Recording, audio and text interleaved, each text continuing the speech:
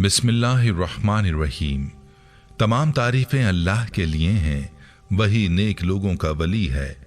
मैं गवाही देता हूँ कि अल्लाह के सिवा कोई भी माबूद बरहक नहीं, वो यकता है, उसका कोई शरीक नहीं। और मैं ये भी गवाही देता हूँ कि हमारे नबी मोहम्मद सल्लल्लाहु अलैहि वसल्लम अल्लाह के बंदे और उसके रसूल हैं। या अल्लाह इन पर, इनकी आल और तमाम सहाबाए किराम पर रहमतें, सलामती और बरकतें नाजिल फरमा। अस्सलामु अलैकुम इस्लामिक टीचर के प्यारे दोस्तों, मेरी बहनों और मेरे प्यारे भाइयों, सूरह अल असर में अल्लाह ताला कसम खाकर फरमाता है, यकीनन हर इंसान खसारे में है। सोचने की बात है कि ये कौन सा नुकसान है, कौन सा खसारा है जिसके बारे में अल्लाह ताला ने ज़माने की कसम खाई है। और यहाँ ज़माने से क्या मुराद है, कौन से ज़माने की कसम, असर असल में क्या है। तो याद रहे कि यहाँ पर नुकसान का वो मतलब हरगिज़ नहीं जो हम आम तौर पर इस्तेमाल करते हैं, बल्कि नुकसान उस बड़ी तबाही का नुकसान है जिसके बारे में अल्लाह ने कसम खाई है कि सिवाय उन लोगों के जो नेक आमाल करते हैं, उनके अलावा हर इंसान के लिए तबाही है। वो तबाही जिसके बारे में इंसान ने खुद को लाइल्म रखा हुआ है। आज की वीडियो में मज़कूरा सवालात के जवाबात बयान करने की कोशिश की जाएगी, लिहाजा वीडियो को आपने स्किप नहीं करना और आखिर तक ज़रूर देखना है। प्यारे भाई और मेरी बहनों, सूरह असर कुरान पाक की 103 नंबर की सूरत है, जो कि मुख्तसर सूरत है। इस सूरत का नाम इस सूरत की पहली आयत से लिया गया है। ये सूरत जामे और मुख्तसर कलाम का बेमिसाल नमूना है। इस सूरत के चंद ही अल्फाज में माने के लिहाज से एक दुनिया भर दी गई है। इस सूरत में दो टोक तरीके से बतला दिया गया है कि इंसान की फलाह का रास्ता कौन सा है और उसकी तबाही और बर्बादी का रास्ता कौन सा है। इमाम शाफई रहमहुल्लाह ने क्या खूब कहा है कि अगर लोग इस सूरत पर गौर करें तो ये एक सूरत ही उनकी हिदायत के लिए काफ़ी है।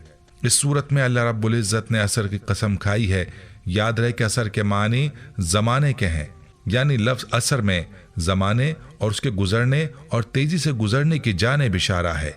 बाज़ मुफस्सिरीन ने इसे असर की नमाज का वक्त या ज़माना भी मुराद लिया है कि यहाँ पर अल्लाह ने असर की नमाज के वक्त की कसम खाई है। ये कसम इस अहमियत की बिना पर है जो दिन के इस मौके को हासिल है, क्योंकि ये वक्त इंसानों की हयात और निज़ाम ज़िंदगी के ख़ात्मे का वक्त होता है।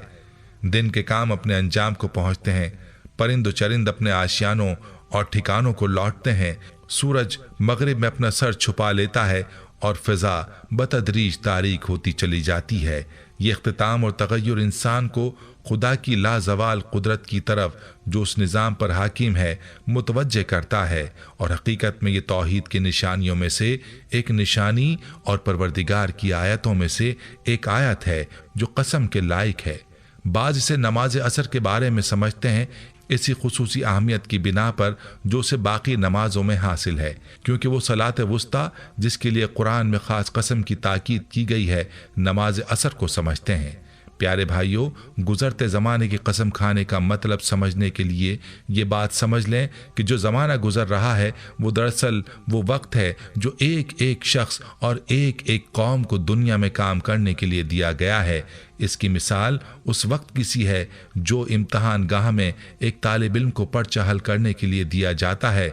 इस बात पर गौर किया जाए कि हम जो कुछ भी अच्छा या बुरा फेल करते हैं और जिन कामों में मशगूल रहते हैं, ये सब कुछ इसी महदूद उम्र में वकूअ पज़ीर होता है जो दुनिया में हमको काम करने के लिए दी गई है। तो हमें महसूस होता है कि हमारा असल सरमाया तो ये वक्त है जो तेज़ी से गुजर रहा है। इमाम राजी ने किसी बुजुर्ग का कौल नकल किया है कि मैंने सूरह असर का मतलब एक बर्फ फरोश से समझा जो बाजार में आवाज़ लगा रहा था कि रहम करो शख्स पर जिसका सरमाया घुला जा रहा है, रहम करो शख्स पर जिसका सरमाया घुला जा रहा है। उसकी ये बात सुनकर मैंने कहा कि ये है वल असर इन्नल इंसान लफ़ी खुस्र का मतलब।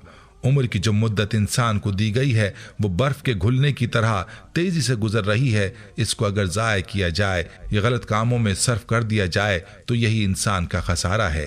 प्यारे भाइयों, सूरह असर वो 4 नुकाती एजेंडा है जो इंसान को दुनिया और आखिरत की कामयाबियों से हमकिनार कर सकती है। ईमान, अमल सालेह, तवासो व तवासो बिल हक व तवासो बिस सब्र। प्यारे भाइयों, سورہ عصر کا اگر گہرائی سے جائزہ لیں تو جو بات سمجھ میں آتی ہے وہ یہ کہ یہی چاروں امور نیکی پر گامزن لوگوں اور برائی پر گامزن لوگوں دونوں کو کسی نہ کسی حال میں برداشت کرنا پڑتے ہیں۔ مثلا ایک چور اگر چوری کرتا ہے تو سب سے پہلے اس کا دل اسے یقین دلاتا ہے کہ یہ کام منافع بخش ہے، اسے کرو تو مفت میں امیر ہو جاؤ گے، گویا وہ اس پر ایمان لاتا ہے، پھر چوری کرنے کے لیے ہاتھ پاؤں مارتا ہے، یعنی عمل کرتا ہے جس پر ایمان لایا، پھر جب وہ چوری کرنے میں کامیاب ہو جاتا ہے تو اپنا ایک حلقہ احباب بناتا ہے، اپنے جیسے لوگوں کو ڈھونڈتا ہے، ان کو اس پیشے کی طرف مائل کرنے کے لیے دلائل دیتا ہے، یعنی وتواصوا بالحق کی شک پر عمل درآمد کرتا ہے۔ پھر اگر وہ چوری کا پیشہ مستقلاً اپنا لیتا ہے تو ظاہر ہے کبھی نہ کبھی تو پکڑے بھی جانا ہے، نتیجتاً جو مار اسے کھانی پڑتی اس پر صبر بھی کرتا ہے، تو گویا ایک چور کو بھی ان چاروں مراحل سے گزرنا پڑتا ہے، تو کیوں نہ انسان حق کی روش اپنائے، انبیاء کے طریقے پر چلیں تاکہ کامیابی ان کا مقدر بنے، تاکہ زندگی کے اس کاروبار میں جس کا اصل سرمایہ وقت ہے، اس سے قیمتی چیز کوئی اور ہے ہی نہیں، اس کی قدر کریں، سمجھیں اور ان کو مفید کاموں میں لگائیں۔ سورہ عصر کا یہی پیغام ہے جس پر تدبر کر کے انسان کامیاب ہو سکتا ہے۔ میری بہنوں اور پیارے بھائیوں، اس سورت کی تفسیر سے جو نتیجہ نکلا وہ یہ کہ انسان کو اس دنیا میں اور اس دنیا میں کامیاب و کامران ہونے کے لیے جو امور درکار ہیں وہ چاروں اس میں موجود ہیں، جن پر عمل پیرا ہو کر انسان کامیابی و کامرانی کا راستہ ہموار کر سکتا ہے۔ انسانی تاریخ اٹھا کر دیکھ لیں، جو قومیں ان مذکورہ چار صفات سے متصف نہیں رہیں وہ ناکامی و نامرادی سے دوچار ہوئیں۔ نمرود اور فرعون کو پڑھیں، قوم نوح، عاد اور سمود کا مطالعہ کریں، ہر جگہ اس حقیقت کی سچائی روز روشن کی طرح واضح ہے۔ نمرود اپنے وقت کا بہت بڑا بادشاہ تھا، ساری رعایا اس کی فرما بردار تھی، ملک کی ساری دولت اس کے قبضے میں تھی، اس کے شاہی خزانے سونے چاندی اور مختلف نوادرات سے بھرے ہوئے تھے، فوج بھی اپنے بادشاہ کے ساتھ وفا کے جذبے سے سرشار تھی۔ یہی حال فرعون کا تھا۔ ان دونوں میں اگر کسی چیز کی کمی تھی تو صرف یہ کہ وہ دونوں ان صفات جلیلہ سے محروم تھے جو انسانی فوز و فلاح کے لیے بنیادی حیثیت رکھتی ہے۔ ان کا انجام کیا ہوا؟ ایک مطلق العنان بادشاہ فرما روا کو ایک حقیر مچھر نے ہلاک کر دیا، دوسرے کو سمندر کی موجیں خس و خاشاک کی طرح بہا کر لے گئیں۔ ان کے حسرتناک انجام پر ایک آنکھ بھی تو نمناک نہ ہوئی۔ قوم نوح علیہ السلام کو جب بپھری ہوئی موجوں نے گھیر لیا اور وہ سب کے سب غرق ہو گئے تو ان ظالموں کی بربادی پر کائنات نے حمد باری تعالیٰ کے گیت گائے۔ پیارے بھائیو، ہمیں چاہیے کہ سورت میں بتلائے گئے کامیابی کے معیار کو سمجھیں اور خود کو دنیا اور آخرت کے نقصان سے بچائیں۔ یہی صفات ہیں جو ہمیں دنیا اور آخرت کے نقصان سے بچا سکتی ہیں، اس لیے ہمیں چاہیے کہ ان صفات پر کاربند رہیں۔ اللہ رب العزت سے دعا ہے کہ اللہ پاک ہمیں ایمان اور اعمال صالح والی زندگی اور ایمان والی موت عطا فرمائے، آمین۔ ویڈیو کو صدقہ جاریہ کی نیت سے شیئر ضرور کیجیے گا۔ پیارے بھائیو، ہم یہ امید کرتے ہیں کہ آپ کو ہماری آج کی یہ ویڈیو ضرور پسند آئی ہوگی۔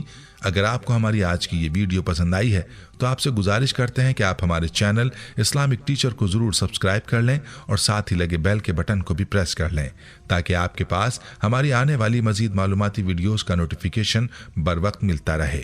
سبسکرائب کے ساتھ ساتھ ہماری ویڈیوز کو لائک بھی کریں اور اپنی قیمتی رائے کا اظہار کمنٹس میں ضرور کریں۔ کمنٹس میں آپ اپنے سوالات بھی ہم تک پہنچا سکتے ہیں۔ اللہ تعالیٰ آپ کو اپنے حفظ و امان میں رکھے، آمین۔